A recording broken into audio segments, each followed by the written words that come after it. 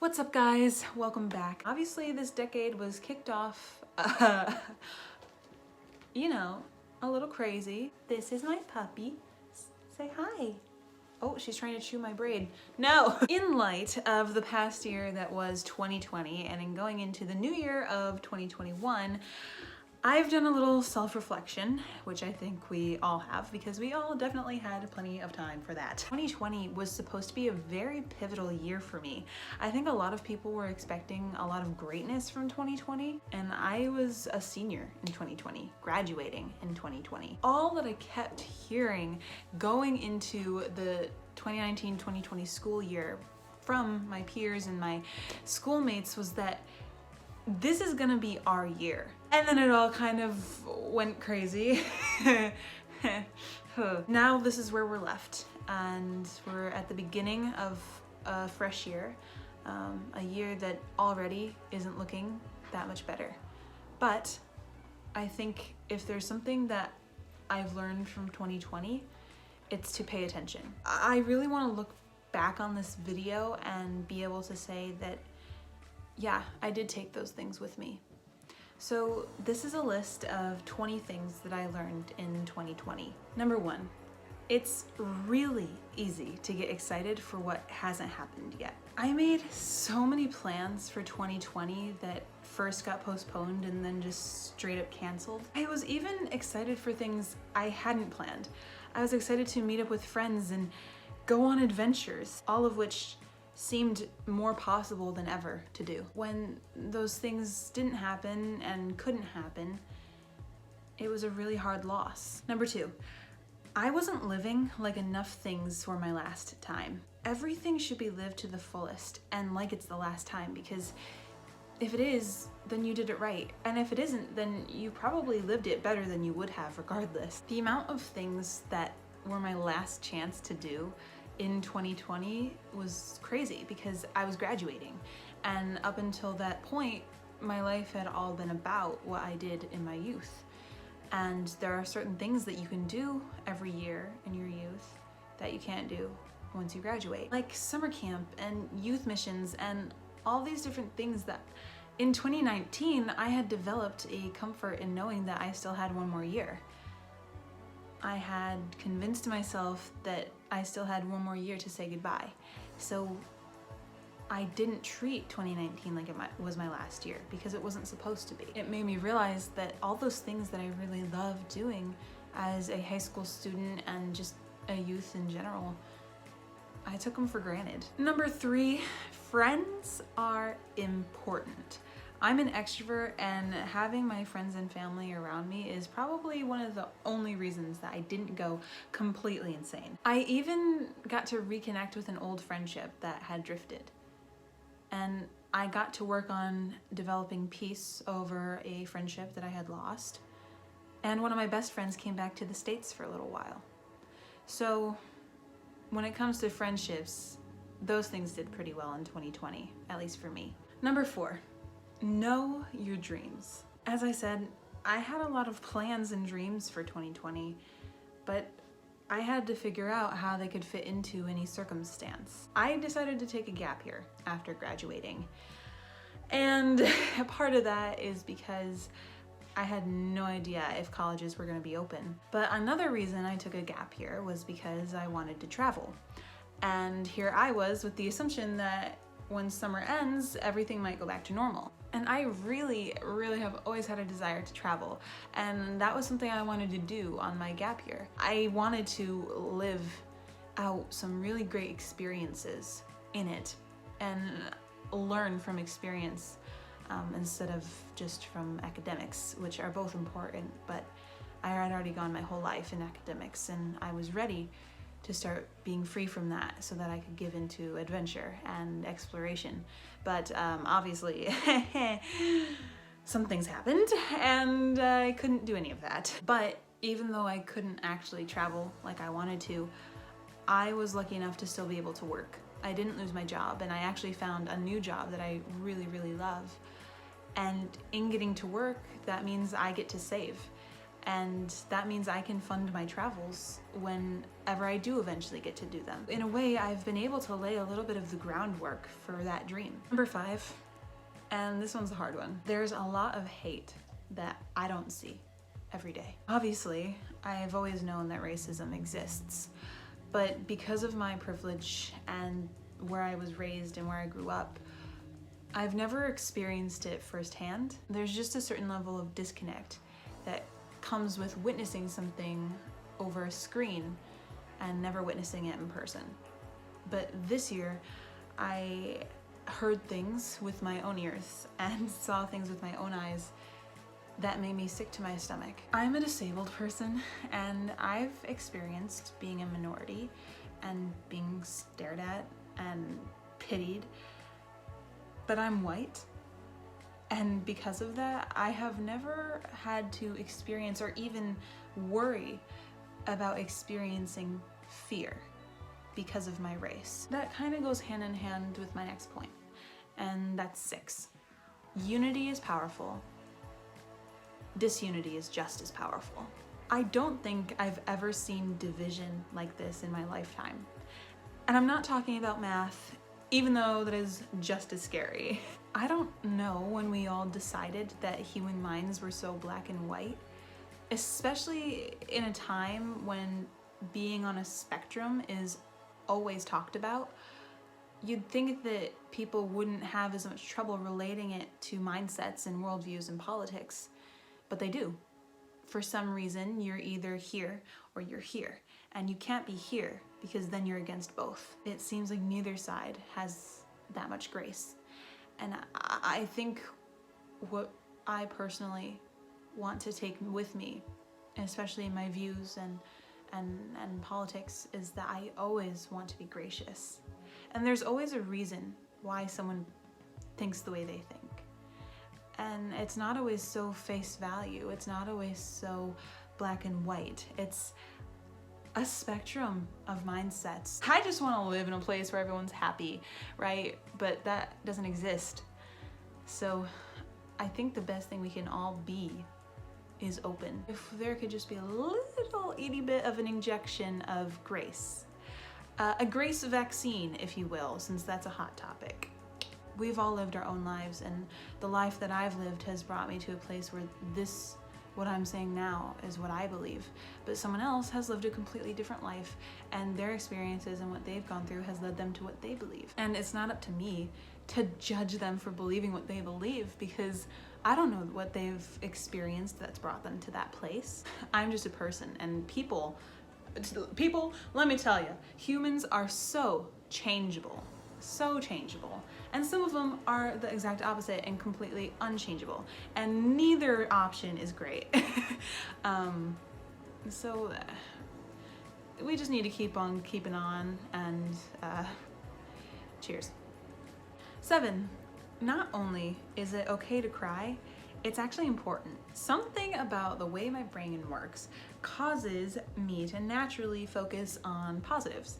And I'm an idealist and a glass half full type of person. But as a result, that causes me to subconsciously push down negativity. But the problem with constantly pushing it down is that when it spills out, it's really, really intense and emotional. This past year, I was forced to be quiet. I was forced to be still. It can be good to cry alone, but sometimes it's nice to cry together, cry collectively. That sounds so sad, but it's true. Number 8, it's easy to forget that God is there when you're not lonely. 2020, I think, made a lot of us lonely. The way we're designed, we all need a little social interaction. While my walk with God has always been pretty steady and actually ever growing over the past few years, it was so easy to take him for granted still, because I knew he'd always be there, which is very comforting, but that's not what a relationship should be. And I've had multiple times across my life when I was forced to steady and listen, and I find that in those times, that's when I experience God most, is just when it's quiet. And listen, I'm gonna take God for granted again. We all do. all the time. And I'm not perfect, so I'm not gonna suddenly be like always recognizing him and his love and his grace, but I do think I recognize it a little more. And I'm now more aware of how easy it is to take for granted. Having peace over your decisions will give it the best chance. I was ready to jump into a lot of things in 2020, and losing so many of those things gave me the opportunity to really examine the choices I was actually making. A lot of things are just sort of impulse and excitement, and not that those are bad. Sometimes those things can be really good, but when it comes to really big decisions, I think I've realized the importance of having peace over those decisions. And while I did have peace about my desire to travel before, I have even more peace about it now because I still longed for it when I couldn't have it. Number 10, looking for the good is hard until you've lived it.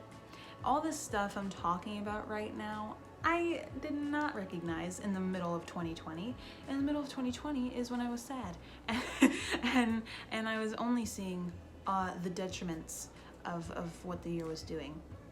It wasn't until the last few months that I actually started to recognize all this stuff. 11, I'm making history every day. Even if it's not recorded, it's still my lineage's future history. Obviously, a lot of stuff has happened in 2020 that's gonna go down in the books. And my children and my grandchildren will be learning about it in school, and they'll be like, "Grandma, tell me about 2020." And I'll be like, "Girl, you don't want to hear about 2020. When, you know, my future family or friends or whatever do ask me, what was 2020 like? What was it like being a teenager at that time, a young adult at that time? I really want to be able to say that, yeah, it was really, really hard, but I learned a lot from it, and it has set me up for a better future, which is hard to believe, and I'm not going to believe it until it happens because that's just the way it works. But I hope for that. 12, God is sovereign, and knowing that God's got this is the biggest comfort in the world, and it's really sad that there's so many people that don't have that comfort. Humans do a lot of bad, so it's nice having the honor and the gift to fall back on a God that is genuinely good and ultimately loving. While the bluntness and the boldness of the bad decisions that humankind has made is right in our face, I don't want to forget all the good that God does and that also humankind does, because while there are so many evil humans, there are so many good ones, and sometimes it's easier to see the evil and the bad. But I don't want that to ever crowd over the good. 13, adulthood is scary. What a year to turn 18, am I right? Of all years to be able to start voting. 2020 and the beginning of this decade is bringing with it so much change, and part of that starts with the election. And so I knew that whatever I did and researched and made sure I knew why I was doing what I was doing, it's going to result in a lot of change, and that is a lot of pressure. It's a lot of pressure to be looking at a ballot and just filling in circles is deciding the future of my country. 14, journaling provides solitude for my busy brain. I kind of already knew this, but in 2020, I kind of started writing a lot of poems. I had a lot, to say, and for some reason the way it came out was just in the form of poetry. I don't know if you can even call it that. I don't really know what it's classified as, but I wrote it and it's out there. I have like 7 million journals, and half of them are empty. I just like buying journals because they're so cool. The ones that are full, those are the places where I could really empty out all the stuff that's going on up here. Sometimes it's nice to bring something from your head to your hand, and not just in typing, but in physically writing on paper, the way they did in the olden times. 15, everyone thinks they know when the world will end. And I say everyone broadly because some people don't even think about it. One thing that kind of has connected throughout time is people theorizing when the world is going to end. And a lot of people thought it was going to end this year. And look, we're in 2021 already, and it's still going. And it's still going, people. I said earlier that I wanted to start living everything like it was my last time. But I don't mean that in the sense that I want to live like the world's about to end. I just want to live with more importance and more specificity to why I'm doing what I'm doing. No matter when the world's going to end, someday I'm going to end. And in the grand scheme of things, the world ending could be super close, but it could still be hundreds of years, you know? Even though I do want to be prepared, but the way I'm personally deciding to be prepared for whenever the world does come to an end, or at least the world that we know comes to an end, is just living with importance and living with intention. 16, grief is the worst feeling in the world. I have experienced grief in the most common sense, in the sense of the loss of a loved one, but I think grief actually comes in a lot of forms. And there's a lot of stuff that I experienced this year that caused feelings that I literally could only characterize to myself as grief. Grief that I experienced, and I think a lot of us experienced without even knowing, is a grief of the loss of experience. A lot of people in 2020 did experience the loss of a loved one to the pandemic or other things, but it comes with life, unfortunately. So I think 2020 has actually prepped me in the mindset of how I deal with grief.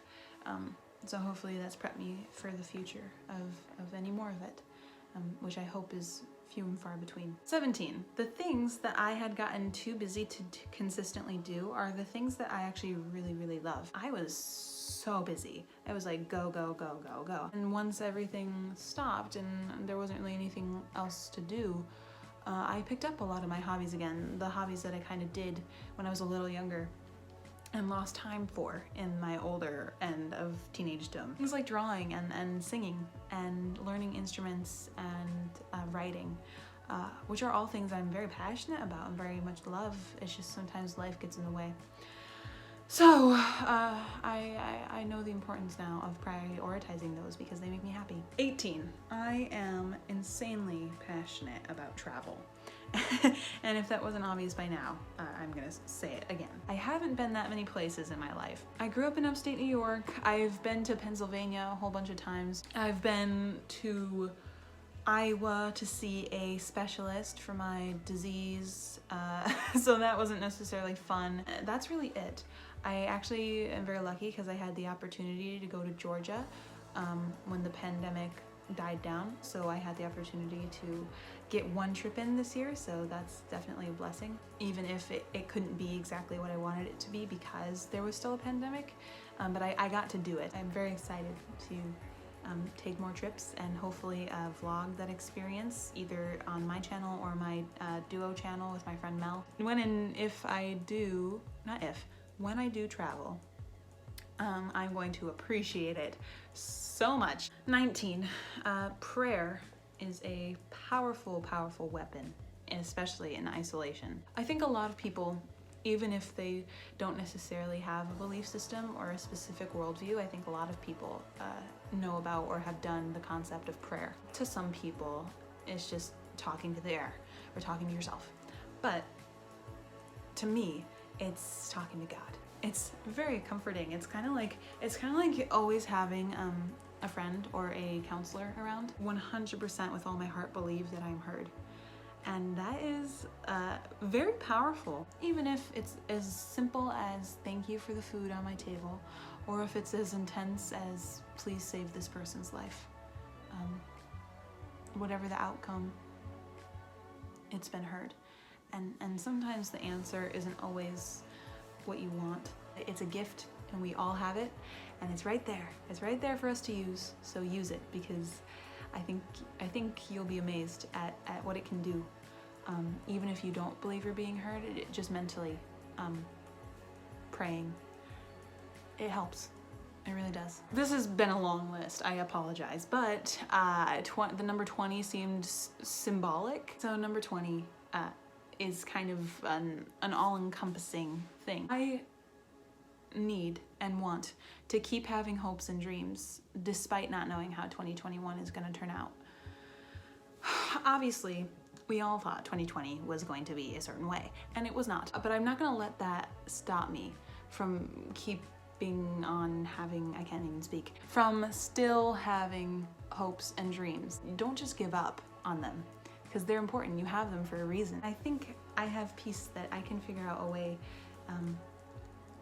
to be creative with how I go about achieving my dreams. I hope that you have enjoyed this list of my personal achievements, and I hope that you think my doggy is really cute, because she is. If you don't think this puppy is the cutest thing you've ever seen, then you'd be wrong, and she's trying to bite my finger off right now. I hope that you have a successful 2021, whatever success means for you. Hopefully I'll post more covers in 2021.